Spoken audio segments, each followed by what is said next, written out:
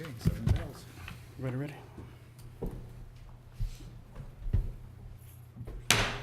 Manistee City Council meeting for Tuesday, October 3, 2017 is now called to order. Please stand for the Pledge of Allegiance. I pledge allegiance to the flag of the United States of America and to the republic for which it stands, one nation, under God, indivisible, with liberty and justice for all. Thank you. Roll call, please. Councilmember Cooper? Here.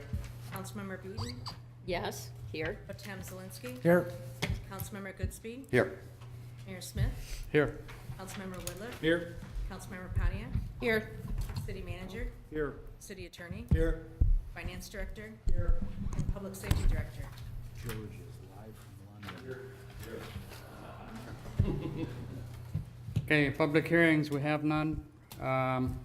Citizens' comments on agenda-related items.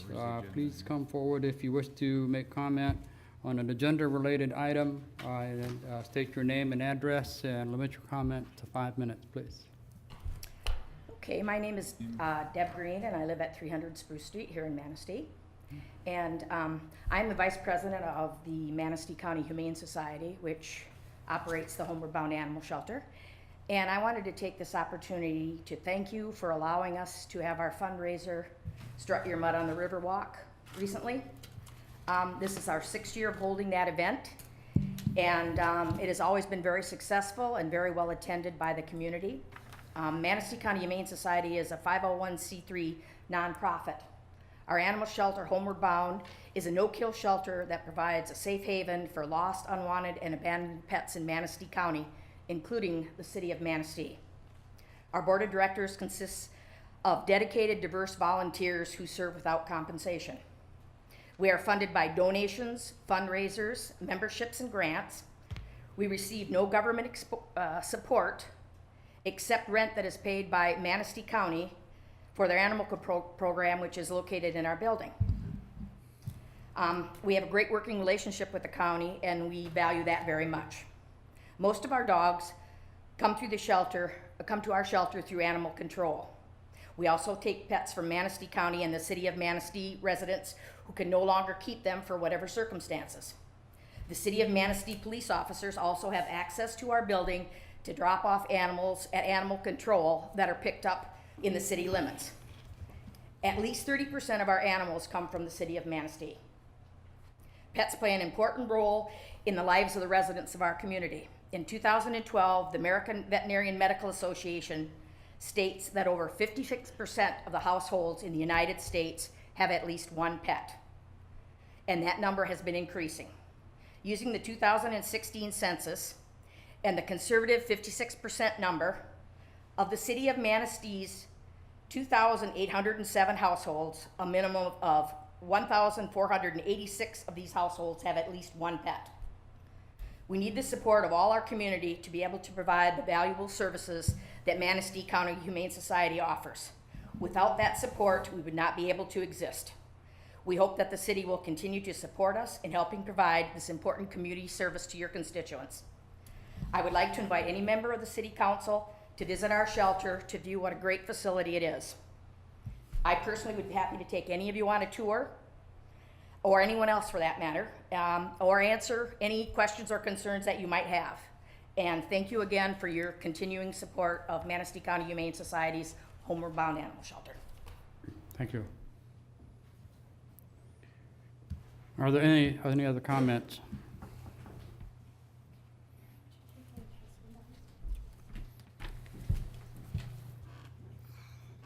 Real quick, on behalf of the Bezwinka family, we want to thank Homeward Bound. You took great care of our Maverick for 4.5 years, and we love him to death. So thank you. My name is Tamara Bezwinka, and I am a consultant, and I've never actually introduced myself that way, but I have my own business. It's called Latitude 44. And today I just wanted to really quick, if we could get the PowerPoint real quick. I've got 4 slides I want to show you. Mayor Smith allowed me to show these 4 slides. Real quick, I wanted to show you how we leverage grant dollars to make more out of what we receive. On October 10th, Rob Carson, the county planner, and I will be here to present the US 31 corridor plan. But part of that presentation is not really how we go about funding it. So real quick, I wanted to show you how we take very little and we do something really big with it.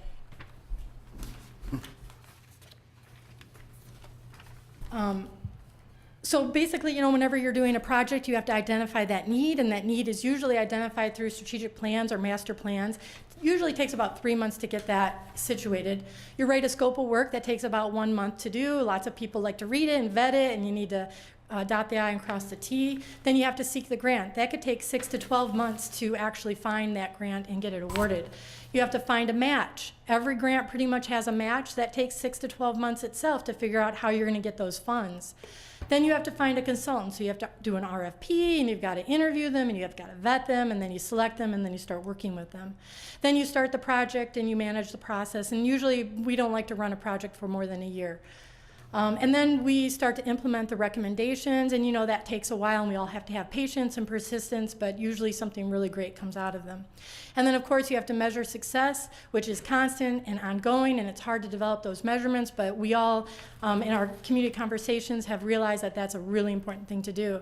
So the US 31 corridor plan did receive a grant. It was identified, by the way, by the county as a specific need. US 31 is Main Street of Manistee. And so the purpose of that project is really to create jobs by focusing on our corridor and making it a place that people want to visit and invest in. So the total price tag of that project is $67,000. That's really, there are 7 communities along the entire corridor. That's about $9,500 per community. If I were to have gone and said, hey, I need, you know, almost $10,000 to do this project. But we got a grant for $35,000 from the USDA. And because Rob and I are certified planners and we've got tons of experience, I have 23 and I think he's got about 10 years less than me, but perfectly capable of doing the project. We were able to do all the technical work in-house. However, we did have to use some subcontractors, and that came to about $20,000 that we used the grant to pay for. So $5,000 was used for the city alone. $2,500 was used for Manistee Township. $2,500 benefited Bear Lake Township, $3,000 benefited Filer, and $7,000 for the Village of Bear Lake. But then there's a lot of out-of-pocket costs like printing, and then I needed some software updates to make this thing fly.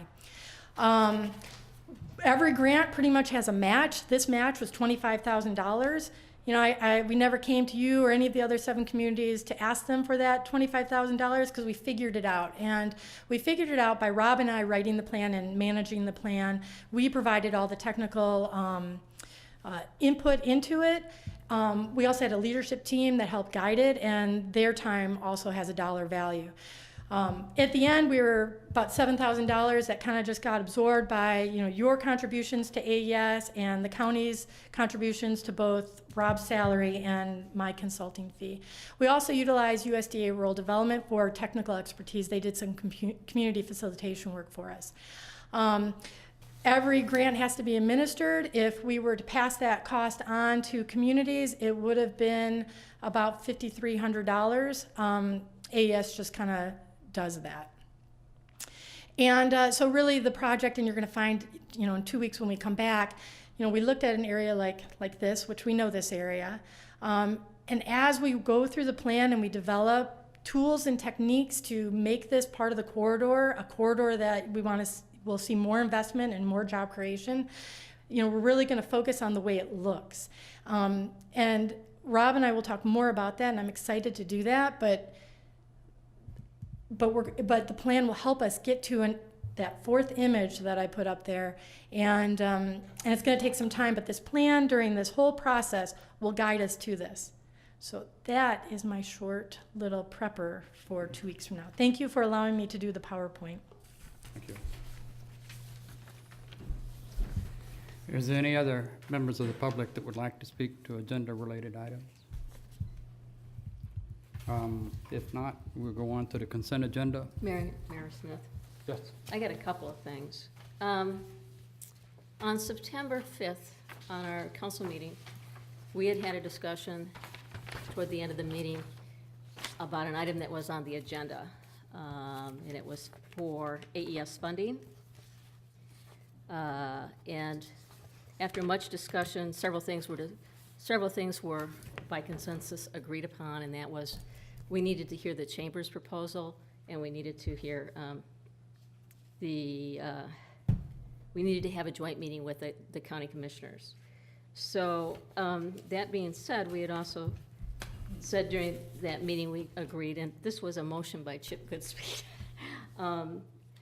that we would revisit this again on October, the first city council meeting in October.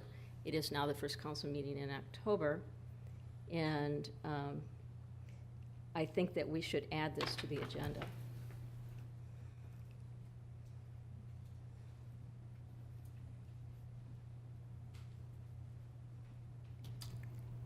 That was, You would like to add The a, issue was, it was, at this time, council could take action to make a decision on AES funding for the next year. and I'll take responsibility for that. I overlooked it in the minutes and did not catch it. And we've got it scheduled for the next workshop, so I dropped the ball on that. Sorry. So in order to stay consistent with what we said on September 5th, I think we need to add it, and of course, I suppose anybody can table it. But I'm just trying to stay consistent with what we said we would do in September. have a motion to add the issue of AES funding to today's agenda. It would be item C. Is there support? Support. Okay. I have a motion by Councilmember Beaton. I have a support by Councilmember Whitliff. Is there any discussion?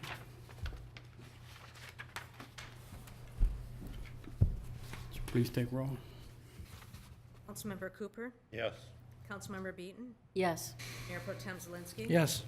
Councilmember Goodspeed, Yes, sorry. Councilmember Woodliff, Yes. Councilmember Pontiac, Yes. and Mayor Smith. Yes, Motion approved.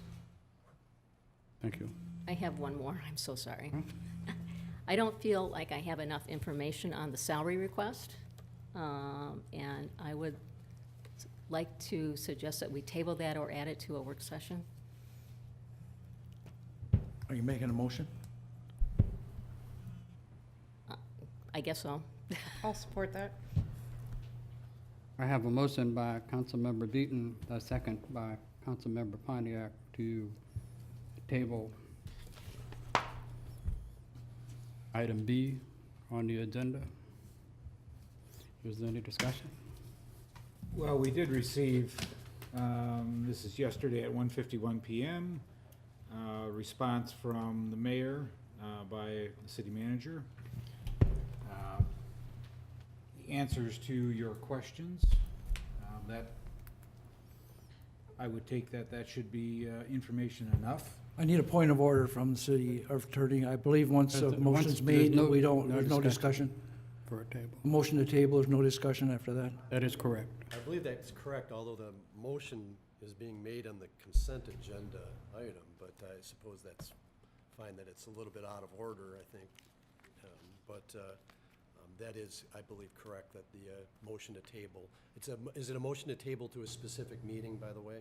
Is it, Yes. motion to I table would should like be to the table it next- to the Should be what to is the it? next meeting. 19th? The next, yeah, providing more information on salary scales, et cetera. And then I believe Mayor Pro Tem Zelinski is correct that there's not discussion on that. No further discussion. What was the exact meeting that you want it tabled to? To the 19th. Regularly scheduled meeting in October It's the 17th. 17th. 17th. 17th? And then, I guess I would ask someone to provide me with what you think you're lacking, so I can, get that information for council. I would be happy to do that. City Clerk, would you please take roll? Councilmember Beaton, Yes. Councilmember Goodspeed, No. Councilmember Whitliff, No. Councilmember Pontiac, Yes. Councilmember Cooper, Yes. Mayor Pro Tem Zelinski. Yes. And Mayor Smith. Yes. Motion approved. Thank you.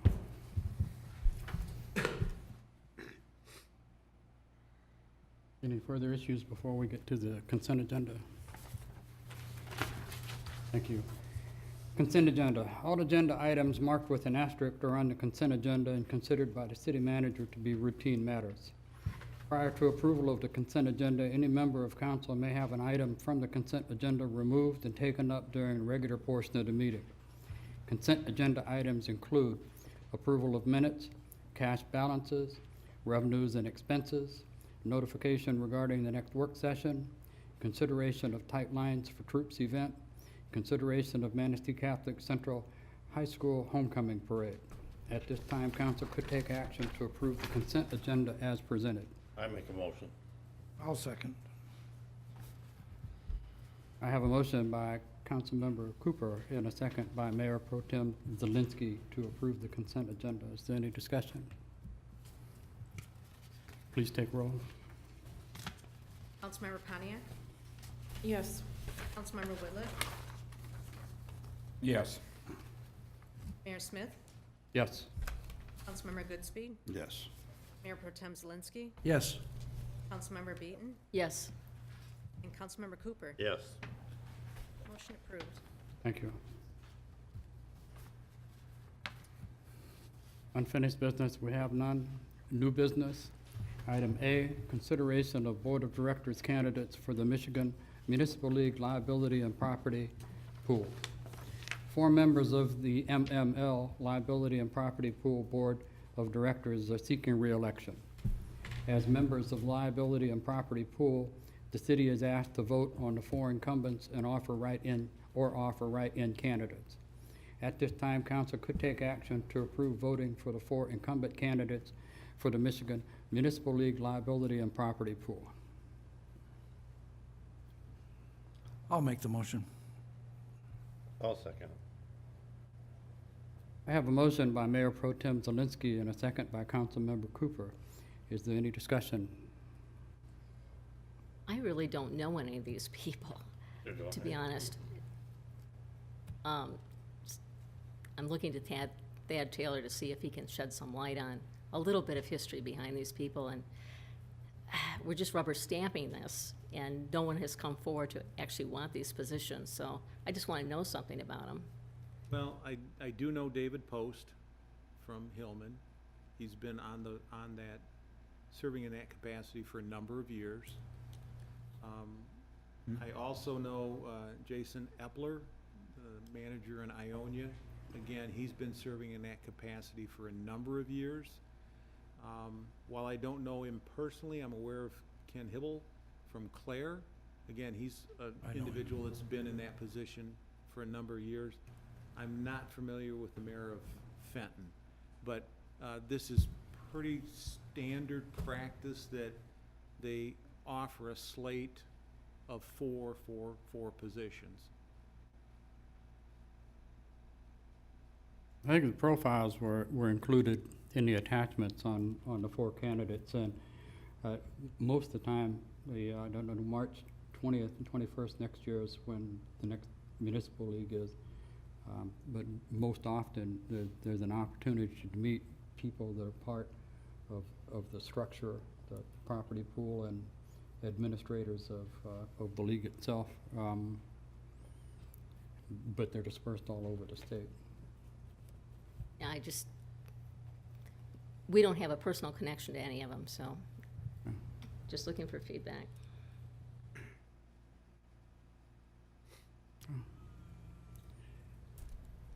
Is there any other discussion? Would you please take a vote? Councilmember Goodspeed? Yes. Councilmember Beaton? Yes. Councilmember Whitliff? Yes. Mayor Pro Tem Zelinski? Yes. Councilmember Cooper? Yes. Councilmember Paniak? Yes. Mayor Smith? Yes, Motion approved. thank you.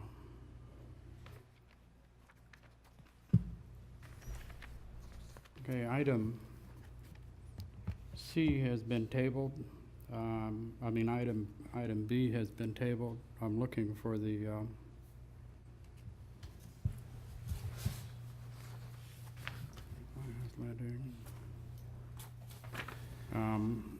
Which meeting was it, the September 5th. 5th?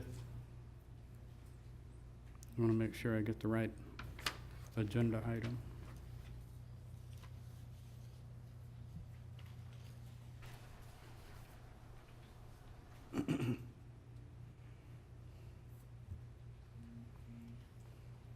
Mr. Saylor, we had item B on September 5th, discussion with the Alliance of Economic Success. It read, representatives from the Alliance for Economic Success will be in attendance this evening to make a presentation to City Council about the organization plans moving forward and continued interest in providing economic services to the city, with an action item that the City Council could take action to make a decision. We had that presentation. And we do have representatives here. Would it be appropriate to proceed with a repeat of that agenda item? I certainly think that's appropriate, and I think that's actually what the motion to amend the agenda to allow that to occur at this meeting really was intended, or really, in effect, that's what it Okay. what it ultimately said. So as item C, I would add the title, Discussion with the Alliance for Economic Success. Representatives from the Alliance for Economic Success will be in attendance this evening to make a presentation to City Council about their organization plans moving forward and continued interest in providing economic development to the city. At this time, Council could take action to make a decision on AES funding for the next year. I'll make that motion. I'll second. Again, what's the motion? I think we ran into this last time. Motion would be to take action to make a decision on AES funding for the next year. And the decision is, I think we ran into this at the last meeting, is the motion to actually fund, and it's, if so, at what level? Or is the motion just to make a decision? To make a decision, To make a decision is no decision, really. It's like an agreement to make an agreement. You understand what, so if the motion is to make a decision regarding AES funding, you can go ahead and make that motion, support it, and vote upon it, but you're not making any decision. on the amount of money Correct, or the term. correct. That last contract was a 3-year term. So this would simply be a decision on whether or not we intend to move forward in funding.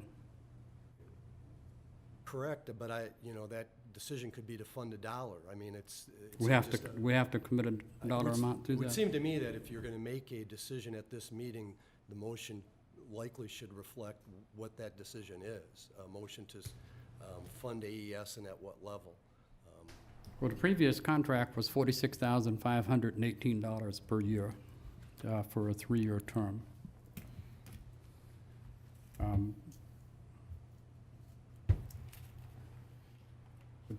Could someone amend it to reflect that term, or a lesser amount? I Or think that what do we that's- need to do to get a motion? Well, I think the moving here? motion has to specify what the specific terms of the funding are. I think also, Mayor, if I could comment, if you wish to, as mayor and in control of this meeting, permit the presentation that AES is scheduled to make on the agenda to occur before the council is asked to make a decision on their funding, I think that's appropriate too, if you wish to do that. But with respect to the motion itself, I think you need to be specific with regard to what the level of funding would be if you're going to approve this. Another option could be that, if you wanted to entertain a motion to fund AES, subject to both parties reaching agreement on a successor agreement, something along those lines. I would be wanting to see the presentation before we motion anything. Councilmember Whitliff, do you wish to rescind your motion at this time so we can do that? Yes. I will rescind. Thank you. Okay. At this time, we'll have the report from the Alliance on Economic Success then.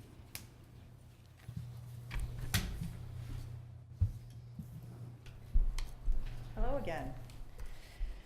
I'm Lisa Leedy. I'm the new Executive Director for Alliance for Economic Success. and I appreciate you giving us the opportunity to give you a little bit of an update. Because this is day 2 for me, I have asked Tamara to help put together an update to the last presentation that she provided with a little bit of extra information at the end. After hearing a lot of you at the meet and greet and some of the questions that people have asked, it sounded like you wanted some metrics, something to measure your funding and what you got for it. So we tried to put that together in the 2 days that I've been here. In my reading, there is no way in 2 days I could have rehearsed and understood all of the projects that you did. So she was kind enough to give basically an overview of what you were presented before with updates on what's actually completed, how much work we've actually done. So if you would bear with me just for a second here. I'm going to go through these quickly since it's just an update. You know, our mission is to provide economic development to the region. So that's pretty simple. We do it by getting input from the strategic plan, specifically from the city in this case, and making a work plan based on what you identify as the needs to AES. So we do that with community development, economic development, and resource development. We have been, the work that's identified the last year from the city to AES have been included on this slide right here: housing, broadband, rail relocation, industrial park marketing, repackaging, business and job development, things like that. Here are some of the items that are finished that were on the slide before when this was presented to you, which is the manufacturing plan, the Stronger Economies Together plan, and as Tamara said in public comment, the US 31 corridor plan that is going to be presented on October 10th. Still in progress are the development ready discussions and the master plans. So I'm not going to go through these because the set plan you're already aware of, but there is a proposal for another plan that Tamara did want to include in this slide, which is an energy efficiency solar project. The proposed project would be a grant-funded project to the city and would save at least $125,000 annually for the city. I'm not going to go over that in detail because that's something that she wanted to give you more information on. Packaging the industrial park, I have a handout that we'll go over in just a second here on that, which is that right there. So one of the things that you got as a redevelopment ready community, which I was really impressed that you guys completed, was packaging some of your properties, such as the picture on the right of the screen. So going through MEDC's process, you were able to package some properties for developers to try to bring business here. One of the things that AES has been working on is packaging your industrial park, which is a little bit different than packaging an individual property. So as you see on the sheet that's provided to you, it's not 100% complete, but identifying more detail about specific utilities and things like that. During the meet and greet, when some of you came, a question was asked of me of how to identify a developer and match it up with the right community. Well, this page right here with the like a spreadsheet type of form, that is a request from a developer on what they're looking for. That's one of the metrics they use on how they identify which community they want to. They usually have a general idea of which community they want to land in, but these are the types of things, not the part in the green, that's what AES completed, but these are the things that they identify that they need that help you fit into a community. So those are some of the things that they seek from developers to fill that information in and reach out through Zoom Prospector to identify those locations to help fill possibly in your industrial site. So I wanted to point out a little bit of some of the work that might not be on some of the lists of things that have been done is what the differences are between repackaging the industrial park versus a piece of property. It's a little bit different. So one of the goals is to identify new occupants for the industrial park, as I just said, rail relocation, broadband, and then of course the countywide discussions, housing strategy. So small business development, job creation and training was also asked. That was a question that I received during the meet and greet, and job creation and the importance of that. So here are some of the businesses, this is a new slide that Tamara put together, some of the businesses that have been served through AES services to help bolster the area, many of them within the city. As you can see, product patent procurement, a doctor's office, Ironfish Distillery, aquaculture, Baker Culinary Institute, Portage Point Inn, the drive-through coffee shop, concrete mixers, newspaper delivery, cider tasting room, wash and pack farm operation business, Happy Owl bookshop, St. Ambrose Cellar, Fillmore, Phenon, I'm not sure how to pronounce that, Bark, assisting River Street Restaurant with expansion plan and working with high and Northern Michigan retailer considering River Street, high-end Northern Michigan retailer considering River Street location. So those are some of the specific businesses that they've been trying to work with to match for the area to bring jobs to the area. I think grants, this slide was possibly identified in the last one. A total over 9 years that AES has been doing services for the city, it's been $3 million in city grants. The approximate administration fees that the city would have had to pay if they were doing those themselves would have been about $240,000, which equates to about $26,600 a year in grant administration fees. It's kind of an approximate. The total hours for the work, and this was, like I said, this was put together in the last 2 days, just trying to backtrack because we want to do a better job of doing those metrics for you moving forward, but they haven't always kept all of the hours. So trying to be a little bit conservative on the hours that they work for the city of Manistee. It's been approximately 600 hours so far this year. So the true cost to that, our cost to do business is approximately $80 an hour. It's somewhere in the $77 to $80 an hour range. So that's about $48,000. So far out of your $46,518 contribution that you've made, we've contributed in resources to you about $48,000. And I think that's one of the things that maybe a piece that you were missing before that maybe some of you wanted to know because a few of you asked me that. And I just wanted to go over a few things as far as my role has been part of what sounds like a total restructuring through the board. The board's made significant initiative to try to identify concerns that their clients and their stakeholders have had, and they're looking at restructuring their entire board makeup. We're looking at policy changes and doing a better job tracking on a job-by-job basis and a little bit more cost accounting so that we can do a better job reporting to you. My first role after tonight is going to be to try to meet with all of you as much as possible, as frequently as possible. I'll attend your meetings, I'll be here in person, you can call me, you can email me. I don't have business cards yet, but I will get you all my contact information because I want to have a good relationship, and if there's issues, we want to identify those and try to make a plan to get through those. So I didn't want to take too much of your time because a lot of this is information that you've already had, but I kind of wanted to go over some things that I saw as a new person into this with new eyes because there's been a significant amount of work done. So do you have any questions for me? I have one. Absolutely.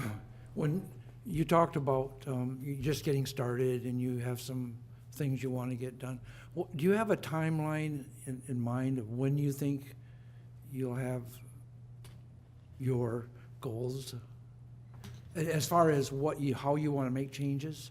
We're hoping that when we start the new year, January 1st, we can start with some restructuring with the way we're actually tracking projects. We're starting to already make some changes on how we track them now because the staff has gone back and tried to figure out backwards kind of what they, the amount of hours and time and things like that and documenting. I think they've been providing you a lot of information on the projects, but I think there's a little bit different way we can do that moving forward. So as you identify projects to us moving forward and the things that you want us to focus on if we were to continue this relationship, then we want to make sure that we set that a little bit more clearly on when we can accomplish those, how we can accomplish those, and what priority that you want us to do those in.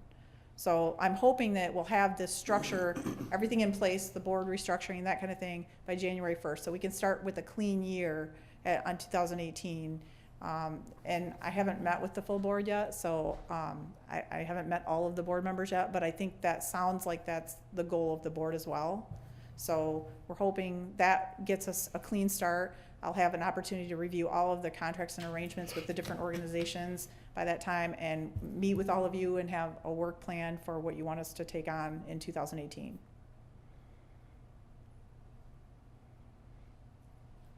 Any other questions?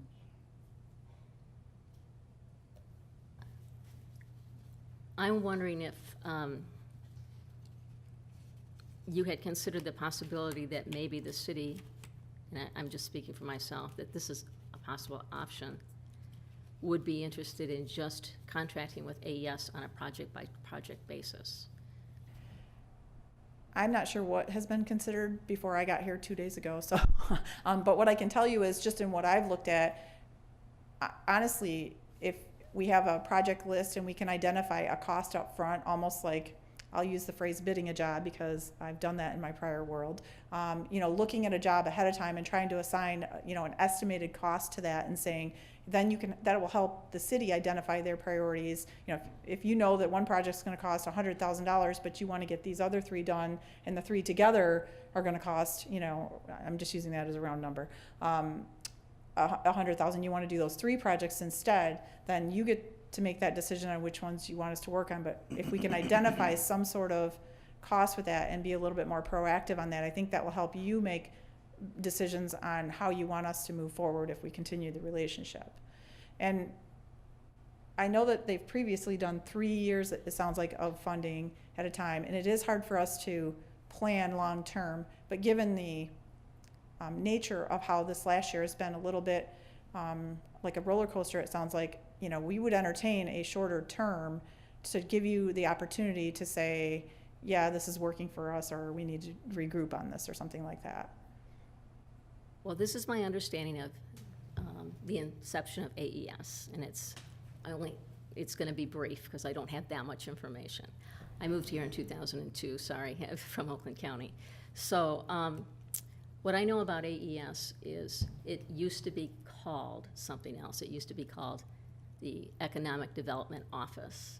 I think it used to belong in the Chambers realm. Somehow it moved to the township, or I'm sorry, to the county level. And then somehow, and I don't know the steps that happened, Alliance for Economic Success was created. And that was very specific because it was just targeted to Manistee County, all right? It was exclusive to us. So that was around 2006, 2007. So for 10 years, it has evolved. The council's changed faces. We've changed managers. Changes happen over a 10-year period. And what I see today is I think we've lost a little bit of what we wanted. I think the public in a lot of surveys over and over again in time have really indicated that they want to see more jobs here and that they want to see, I know there's a big segment that still wants more manufacturing jobs in this area. That's what the public wants. They don't feel like that's been delivered. So my dilemma in sitting in this position is trying to decide how best to achieve that goal. And we have a new DDA director. He seems very dedicated to his responsibilities. He seems to, he's absorbing himself. He's getting involved in the community quite a bit. He's done some good things. So we have in the city, we have a good DDA director right now. And I think the chamber is also very strong. There's a lot of things that are starting to work together rather well. But what I see and what I feel that we're losing, and I say this, and this is my perspective, is that it's like branding. AES has been in the area for 10 years, and they've actually developed a regional brand. I mean, Alliance for Economic Success has helped, say, Manistee County. Alliance for Economic Success has helped Benzie or Wexford. They've created a brand. It's almost like we created our own company, but it's not exclusive to Manistee County. And I am very worried about diluting that attention away, and I have to really measure that. And I have to measure the past performance. And Tamara, I know you've brought plenty of great projects to our forefront, but it all comes back down to jobs, and I can't stress that enough. So that's my dilemma tonight as we grapple with this. So I'll let somebody else speak. Could I say something? Sure. I hear you. I hear what you're saying, Linda. And I think you got the history right about how AES formed. And I can't speak on that history because I wasn't here either. But I can tell you, I can explain two different things. This idea of aligning a work plan with a dollar amount and really locking down services rendered is new for AES, because up until this point, we've all been on retainer. And so it was just, this is what you're gonna do and go. And we were, as consultants, perfectly happy with that. But we hear what you're saying. You want to know which projects, you want to know how much they cost, and you want measures. I couldn't agree more with you. We need that definitely. So here, we haven't started out on that foot. In Benzie and Wexford, they have started off on that foot. They defined 5, 6 projects, put dollar amounts to it, and then we paired them up with another consultant, Beck and Rader. And you remember John, he was here last time. His firm actually is taking care of Wexford's business and a good portion of Benzie's. So in essence, AES kind of just brokered that deal with another independent consulting firm. And next year, we'll go back and say, hey, what do you guys want to accomplish? What works? And then we'll set another consultant loose, and that's our involvement there. Here in Manistee County, we've got 9 years where we have been working really hard to set a stage, and it's taken time, and it's taken a lot of patience and persistence. Benzie and Wexford are not where we are right now. They want us, they want AES because they see the amazing thing that have happened. And what's happened is we defined a direction. We said we want economic development. We've spent the time doing all the studies, the analysis, understanding what people want, what's going to work here, what jobs are going to be successful here, what manufacturing can we pull in here. That's what we did last time with the set and manufacturing plan, talking about what jobs, what manufacturing and what businesses will be successful here, because we need to be targeted and focused. We don't have a lot of time. The next phase, which is I'm super excited about, and I just want that opportunity to do, is shovel in the ground projects. It's actually pulling them in here and using our Manistee County brand, which is a place that is redevelopment ready, has open arms to new development, and has expressed that we know you, energy, advanced materials, agribusinesses, forestry, you're going to be successful here. Come and we will find a place for you, and we will do whatever we can to find you housing and a workforce and whatever else. We'll take you to the beach, whatever, but you are going to be successful here. And so we're like on that edge, and I am so anxious to just go for it. And so I'm really hoping that we get that opportunity however way it goes. Doing that is we're gonna have to marshal other resources than just what Manistee County has. That takes all those partnerships that are far and wide, and we've been developing those. We know who to call, and we have called them, and they are interested in us because we've got that reputation of being movers and shakers, and the lead, say best practice, that's us. So I guess that's kind of how I perceive it and where I'm at as the economic development professional for the county. I just want that opportunity to take all this work that we've been doing to get us prepared and take us to that next level, which is exactly what you said. Jobs, jobs, jobs, tax base, filling our vacant industrial park or properties. We're almost there. We just got to have some patience. Well, I see you in the role as the advertiser, marketer for us.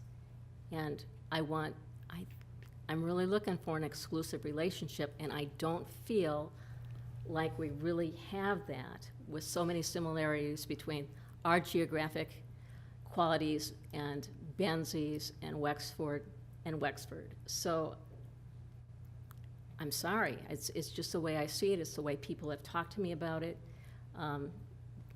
Giving you feedback as best I can. Yeah, you know, Yes, sir. Linda, I kind of wonder what does that look like, that exclusive relationship? Well, let me What give you an does that example. feel like? Let me give you an example. We all know what a car is, right? We all know it has 4 wheels, it drives on a road, all right? Let's just take Ford, General Motors, and Chrysler. They all maintain their own advertising agency relationships. They don't all use the same advertising agency. And they're all very similar products. They all get us from point A to point B. And that's the best analogy I can give you. But then I'm from the Detroit area. You gotta forgive the I car speak your analogy. language too. I'm from the Detroit area as well. So the Visitors Bureau plays a role in that messaging. You know, Catherine Kenny can speak to the work that she's done to advertise and market Manistee County specific. And last I checked in, it's pretty phenomenal.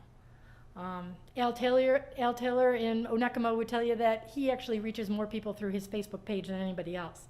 And he does have fantastic photos if you've ever seen it. So I hear what you're saying. There are a lot of actors and a lot of partners who go into that marketing and promotion of a community. So I guess I'd love to have more conversations with you to really dive into what we're not doing that you'd like to see. Because I think it's missing me. I think it's missing the job portion, but I think we've got some great coverage now is also a big point I was trying to make with our DDA and So the the chamber. So I'm thinking, and just trying to save money, and I'm trying to get the best value that I can for the people that live here and what they want. I see your role as, oh my gosh, we've got this huge thing. We don't know how to handle it. Let's call AES and get them to price it out and use them in that manner, rather than having a annual funding fee. I really think that there's a lot of things that we are capable of managing in the city on our own, and I also think there's plenty that we aren't.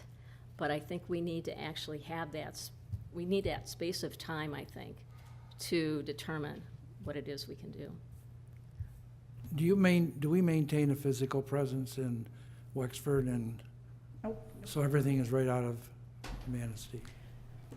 Everything, And the county provides the facility you're in rent-free, Yes, they do. and you lease part of that to other concerns and retain those funds?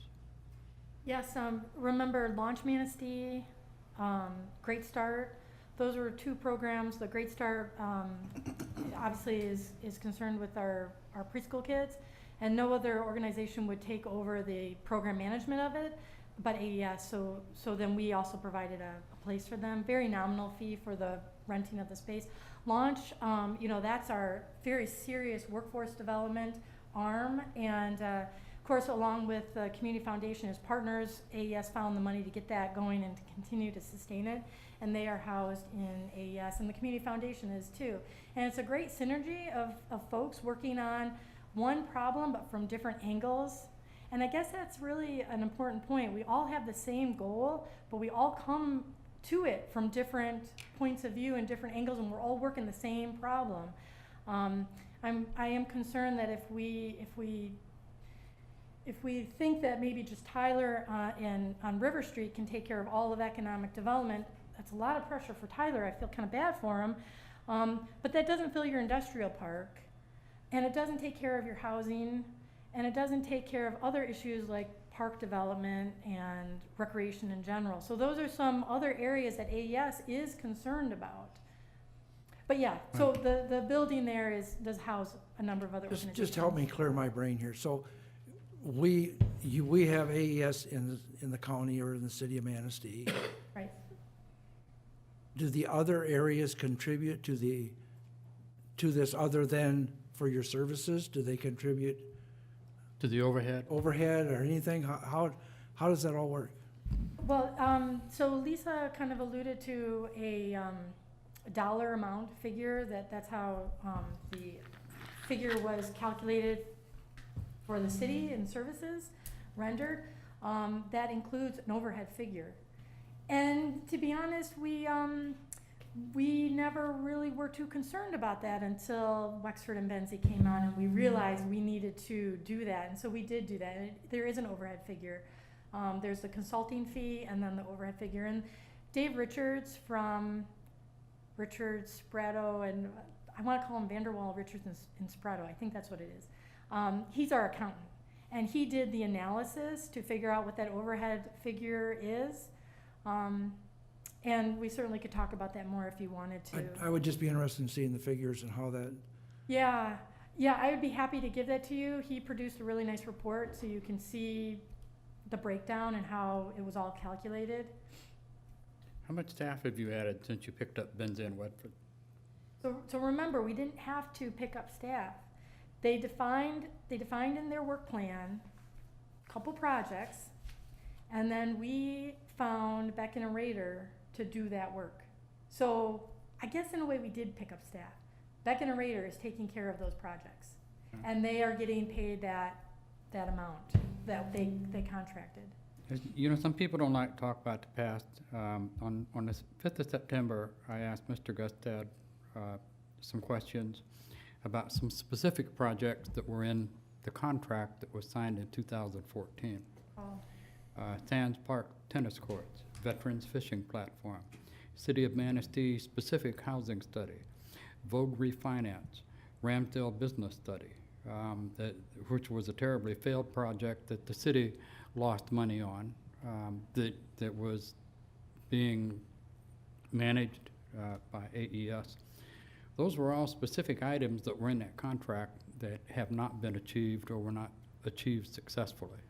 So I can't. I'm So, sorry. you know, when people say it's hard to define, it's hard to measure, it's just pretty easy for me to measure what you have outlined in a contract in what is and is not achieved. That it makes it fairly simple in that process. So I hear you, but I also know that every year we do the strategic plan, and that every year you set the AES work plan, and those didn't some of those didn't necessarily bubble up. What Lisa went over with you tonight were the things from the 2017 work plan that you asked us to work on. But I will say, I can't speak on the Ramsdale, and I apologize, I was not part of that.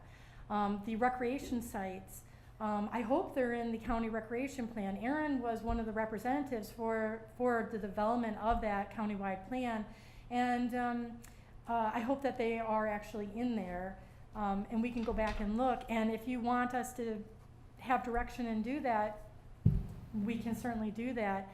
The housing, I cannot tell you, that keeps me up at night.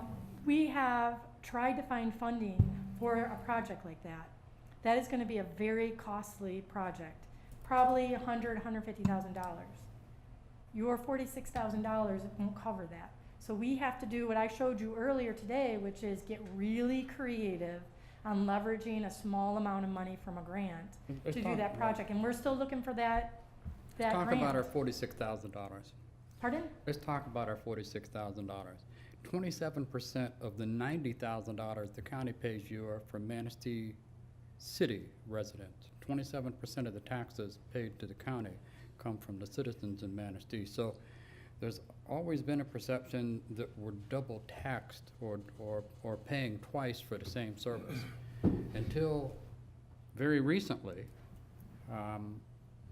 no other entity, no other government group in the county paid any money to AES. Now Fodder Township is contributing some resources, but you list all these things, you list Thompsonville, you list Onekama, you list Bear Lake, and all these entities that are out there that also pay county taxes but make no additional contribution and get services, and it just, the appearance is that Manistee is now stagnant and waiting till we get easier projects done in other locations to people that aren't paying a premium. Supposedly, when we started paying this premium, we were going to get some additional services and premium service for that expense. Well, I will tell you the difference is this. You have access to us to sit down yearly to develop a work plan. And from that work plan, we go to work on your behalf. If that work plan isn't meeting your needs or you don't like it, we have this year to look at that and redo that. But every year since 2007, we've been doing that. The village of Bear Lake, Onakama, would never have that access. They could not call us and say, hey, Tamara, come and do a strategic plan, come up with 10 items, and go to work. No. The work that we do in those communities are things that the county had identified was a priority, and that because of certain conditions, like they were ready, like your redevelopment ready certifications, some of these communities were ready to do certain things. They marshaled resources, they got folks ready in meetings, and they were enthusiastic, and we could go and do some nominal amount of work. That nominal amount of work is pretty spectacular, but it's not the level of service that you get. They can't call me up and just say, hey, Tam, go do this. I'm gonna be like, let's talk about how we're gonna make that happen, but I'm just not at your disposal. You, however, are, and you always have been. So that is very much the difference. Okay. Question. Wexford and Benzie County, you said that Beacon and Raider are doing specific jobs or projects. And that may vote in decision from council to fund AES. Can you tell us what those projects were? And was there an opportunity for those projects to come to Manistee County? They are projects that we've already done in Manistee County. Remember, we are Manistee County is best practice. As a matter of fact, this was validated when I went to the Michigan Association of Planning Conference last week. Manistee County is rocking and rolling. We are doing great things. And these other counties are doing good things too, but they are nowhere near the level of sophistication that we've already attained. And so they're kind of playing catch up. I'll give you an example, the Two Lake Sewer Project. That was it's not easy, but those communities, those folks already knew each other. They already had a working relationship because they worked on master plans. They had done other collaborative discussions. And so when it came time for them to say, hey, I think it's time to look at a collection system, they already could sit down and have really collegial conversations and work really well together. That is not the case in Wexford. And it's gonna take a long time to get to that point. So they're not looking at a sewer system for years. Benzie has another sewer system kind of project going on. And they may not be at the same level as Wexford, but they still are having trouble, getting together. They've been isolated, working in silos. They may be communities right next to each other, but they don't really know each other. So a lot of the work that you're doing is facilitating meet and greets. Hey, you know what, you guys, we're neighbors, we got the same problems, let's work together because we can get more stuff done. We can leverage this money a lot further. That's a lot of work. That takes a lot of time. That's not just one meeting. Manistee County, your funds, we did the county recreation plan, which was a very specific recreation plan for the city of Manistee. That would have cost you $15,000 out of your pocket. You need that to take care of all of those recreation sites in the contract that you mentioned. We can't go for grants unless we have that updated rec plan.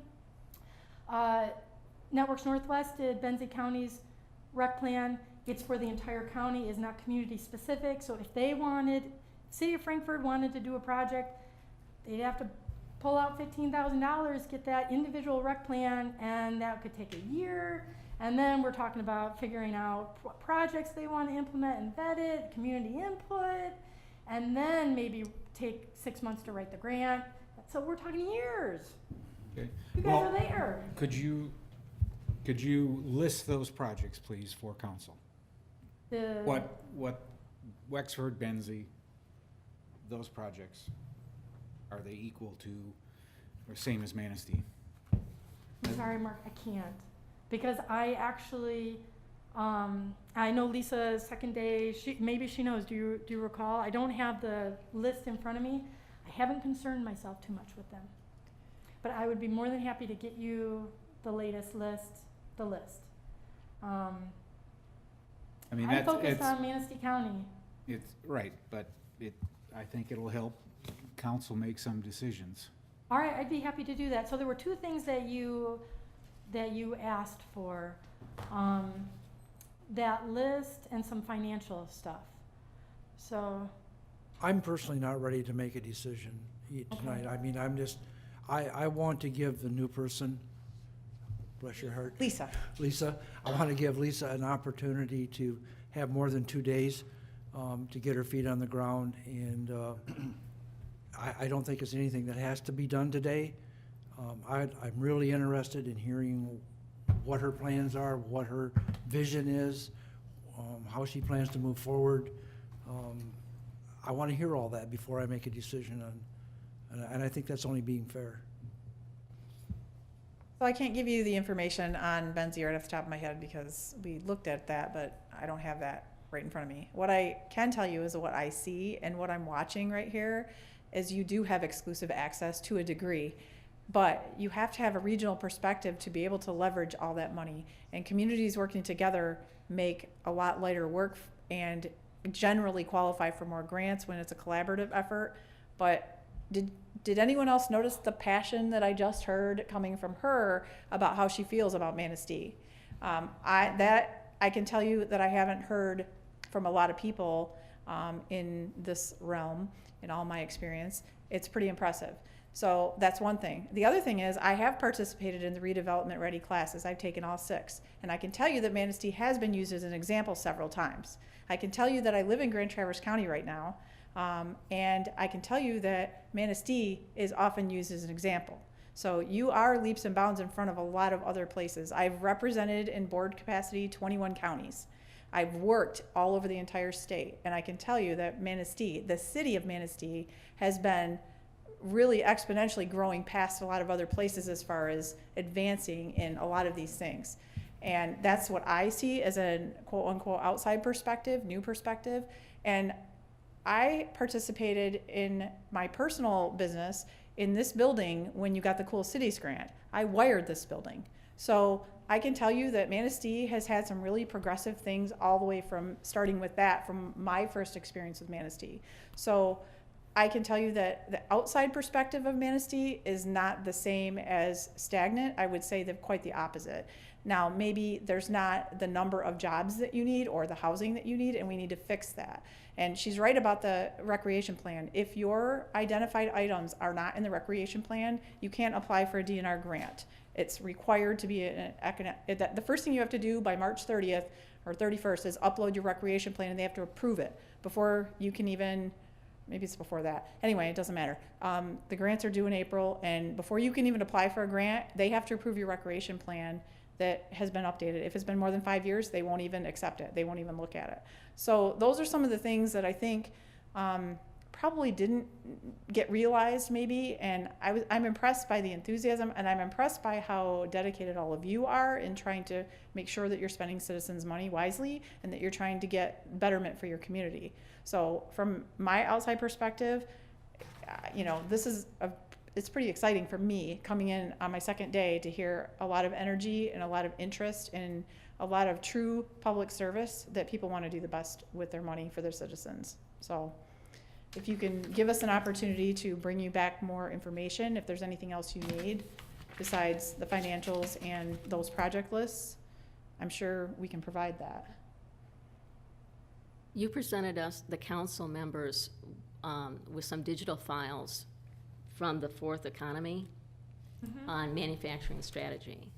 And I went through some things, and I know that you got a $25,000 grant for that, as well as a $10,000.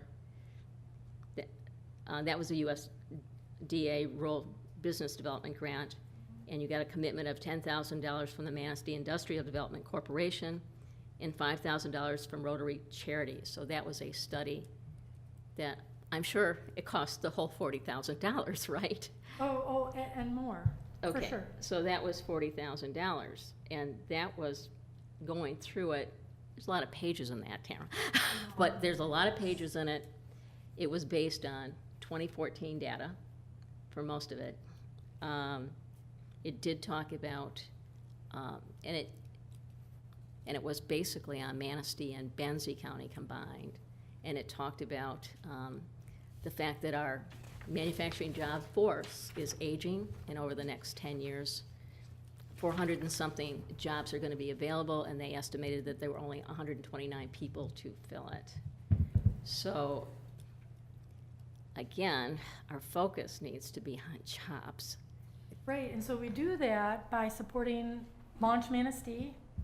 We do that by working with our manufacturers, and if anybody was at the county summit and heard Jim Rifle speak, he spoke about how what he needs are graduates from our high schools who know how to read and write and they know some math, because once they can, if they can do all that and have really good soft skills, you know, good work ethic, can shake someone's hand, shows up on time, pass a drug test, our manufacturing will train them, and he has jobs. So we need to make sure our youth, and we have to have programs to make sure our youth are at least that baseline eligible to get into Martin Marietta, because he's got jobs. Morton Salt has jobs. PCA has jobs. And then, you know, there's a lot of potential for more growth. I think if, you know, when you read that material, you said in 10 years we could have a 1% unemployment rate. Holy cat, we're covered.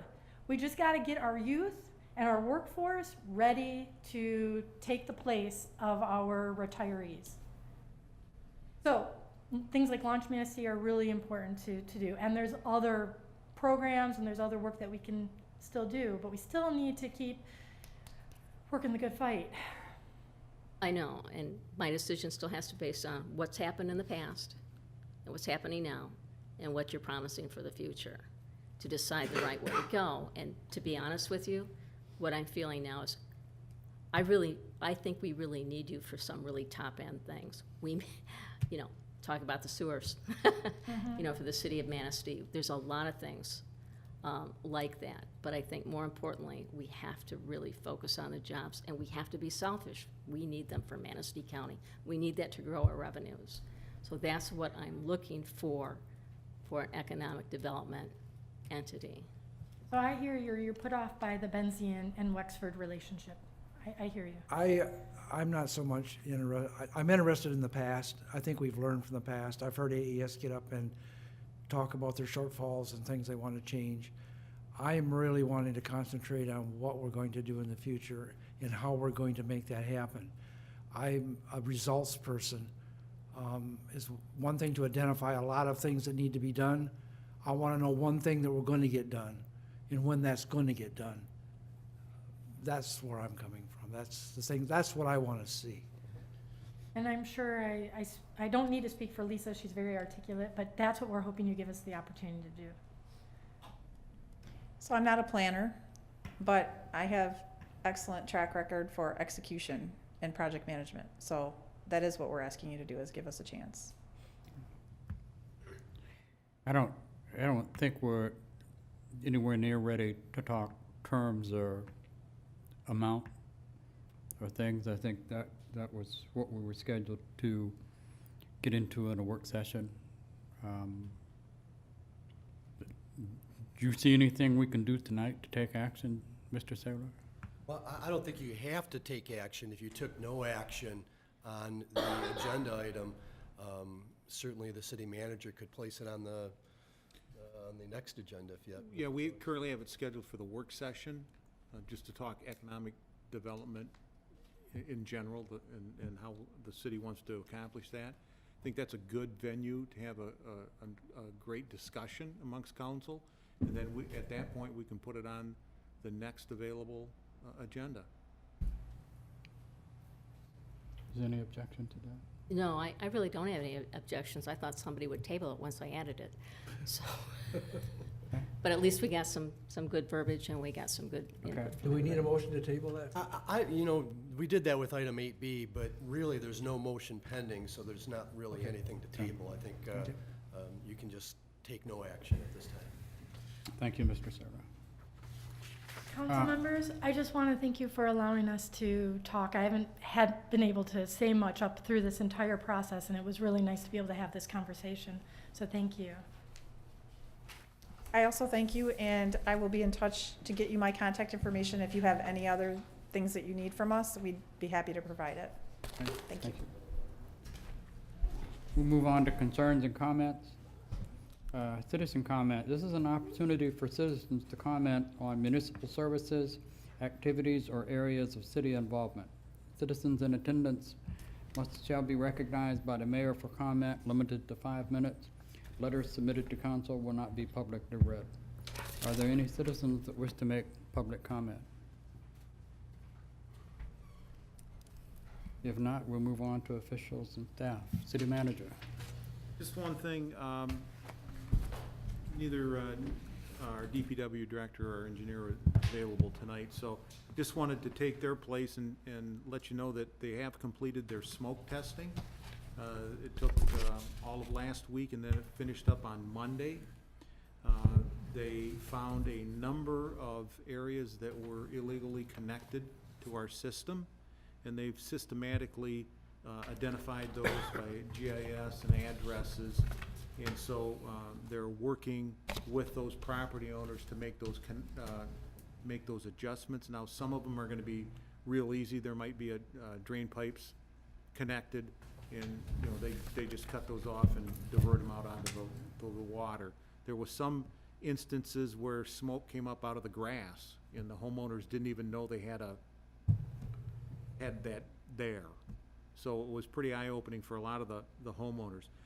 The bottom line is, their calculations that they've identified about 400,000 gallons that they can, if everything is taken care of, can be diverted from our sanitary system, which would potentially save between $1 and $2 million in construction costs. But again, that's very preliminary. That's given that all of the connections are addressed, and they're not certain that every one can be addressed, but they're going to work with the homeowners. They've taken pictures of where there were illegal connections and work to get with the homeowners' businesses to get those corrected. So they were pretty happy with it. I was happy with it. In 6 days, made it through the whole city, identified 232 areas where there was evidence of illegal connection. So now the hard part comes is contacting each property owner and working out a way to remediate that. That's all I had. Oh, could you also fill in for Jeff and tell us where he is on the paving, On the paving? and the remaining paving projects for this year, before the cold weather sets Exactly. in? In this construction season, we're done paving. So we'll pick up again in the spring. And we have mill and fill candidates include a block of 6th Avenue and Short Street. We're also going to do Birch, 7th from Hopkins to Fairview, Lexington, and we're also looking at reconstruction of Fillmore if the senior citizen places their water main, if that project goes forward. So that's what we have on tap for the start of the next construction season. It'll be in this current fiscal year. So we're not going to pave that curve from 6th Avenue to Short Street that overlooks the back of the brewery? Yeah, that's 6th Avenue and Short Street. Yeah. That was on the list, yes. To be paved this fall or not until next spring? Next spring. Oh.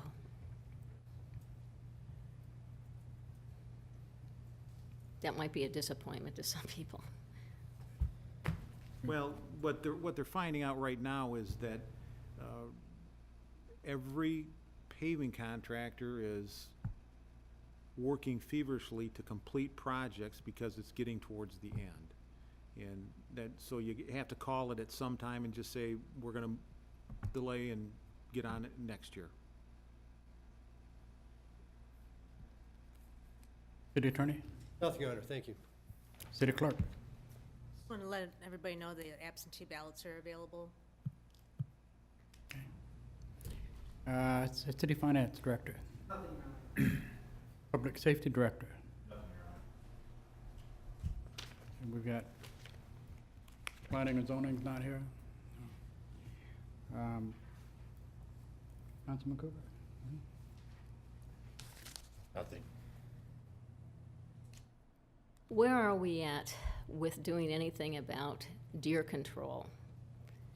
I've gotten another complaint from another citizen. It just seems like the problem is getting worse, especially in their particular area. Beyond education, getting the word out, we're limited. We don't have any options on doing a deer call. We still come back full circle to the fact that we had USDA come in, looked over the area, that couldn't find any places that they would safely perform a deer call. As directed some time ago by council, we contacted our insurance provider and said, given that information, if we wanted to do it ourselves, where would we stand in terms of having liability coverage? And they said you wouldn't have any. We just don't have a lot of options, and I know the community would like us to do something, but I don't know what we can do and have liability coverage. If we go out ourselves, we open a huge risk. Could we hire a company that does that calling, that has their own liability? Well, we probably could. We'd have to run that by the insurance provider, but I think it all comes back to the fact that if we've had these experts come in and say there's no place safe to do it, and we allow a company to come in and do it, knowing that there's no safe place, we probably are going to assume all the liability. And even though they have their own liability insurance, the city would always get roped into any kind of legal action. Have you contacted the USDA yourself, or have you had any contact with them at all? No, I've not. That was all run through the police department. I'll just kind of bring you up to date on some of my contact with them a while ago, that there are options other than shooting or harvesting the deer. There are trapping, which you could do. There are some options, and I'd be happy to share one of the persons that's in the high up on the food chain with USDA that could maybe give you some options on different things that could possibly. If you want to give me that name, I'll pass it on to the police department and have them follow up. Sure, I'll give it to you after the meeting. Thank you. Anything else, Councilman B? Oh, I'm sorry, Linda. I didn't mean to interrupt. No, that's okay.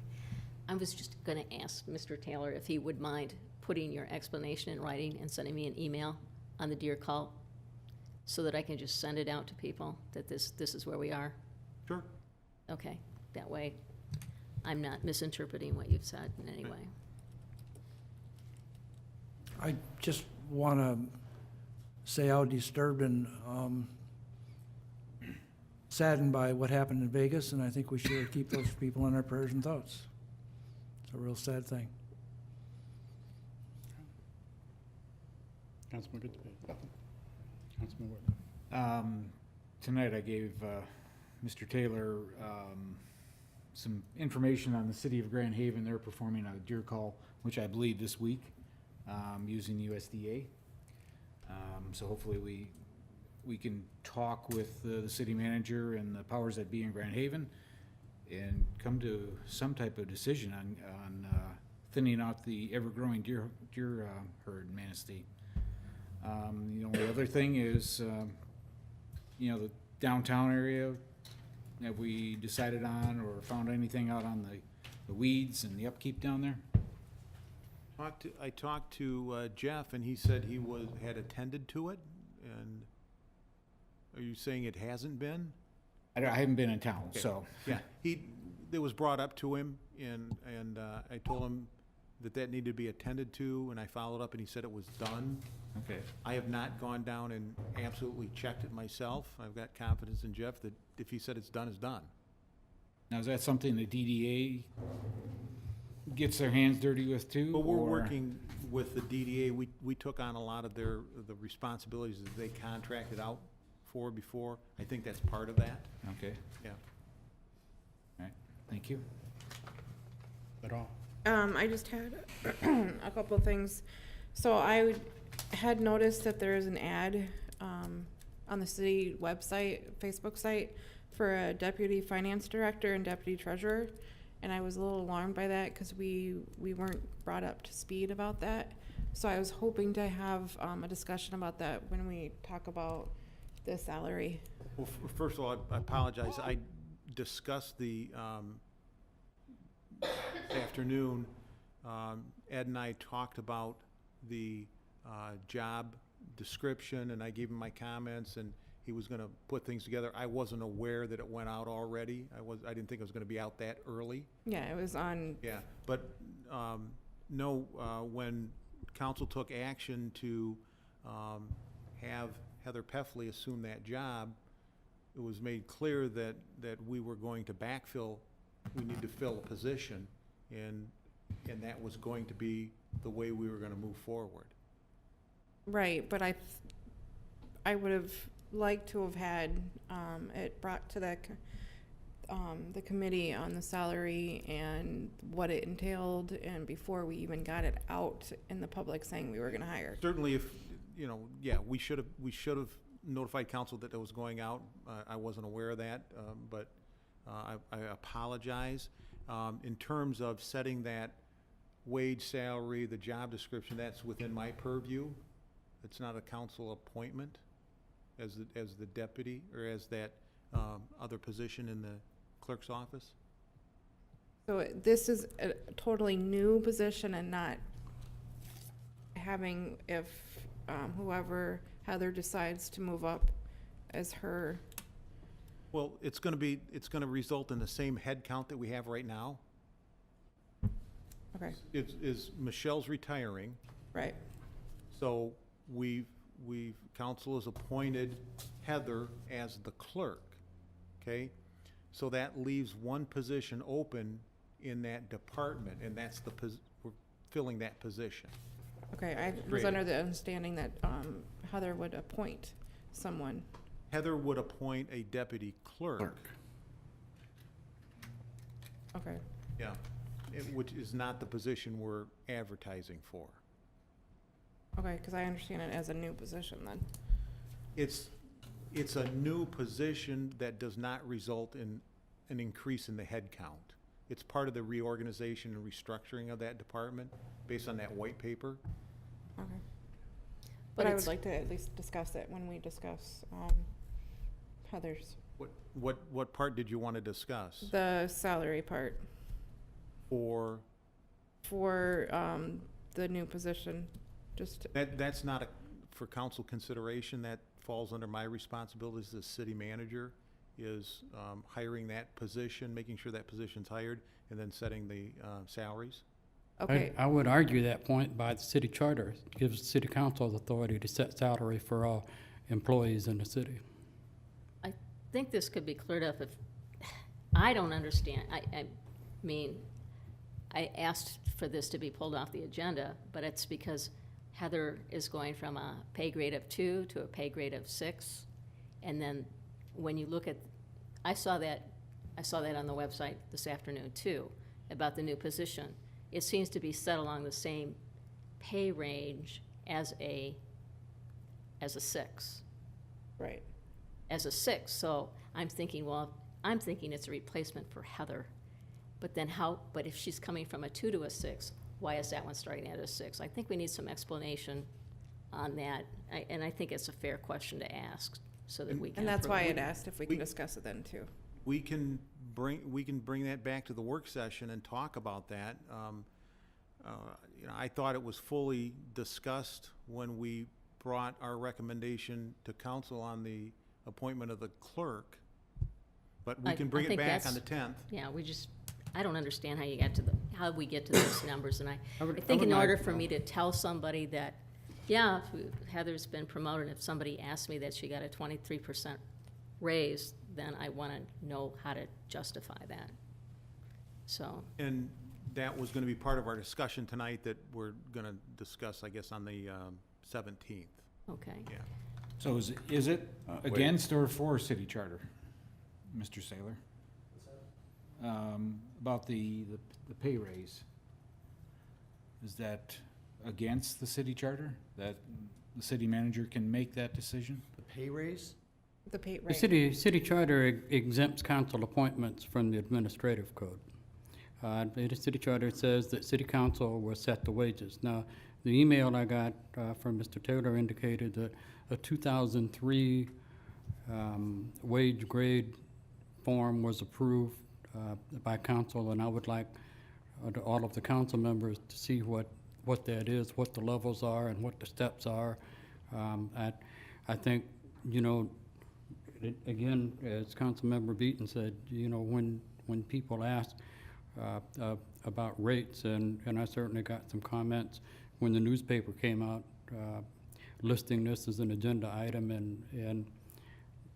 and the pay rate is like, okay, you can Google things easily online. The average city clerk position in the state of Michigan is around $45,000. You know, I've had a couple of people ask me about that. So why are we paying so much more? You know, what's happening here? And I think that there is a wage grade item in there that was apparently approved long before any of our tenures that we should take a look at and have some understanding of. Well, just really quickly on that, that was done by the MML, that study, and as part of that, there's pay grades and there's steps in each grade, and they went through a very detailed analysis of job responsibilities and assigned job positions to different pay grades. And so one of those components that to keep the pay grades and the steps valid, that those are adjusted annually for inflation. And that's what we do. And so that, in terms of the clerk, that wage and classification study said the clerk was at pay grade 6. And that's the salary that was in your packet tonight, was pay grade 6, step 1 for the clerk. Is there about $20,000 difference between what Heather was making and what she's going to be making, or what Michelle was making? I don't think it was 20,000. I'd have to double check.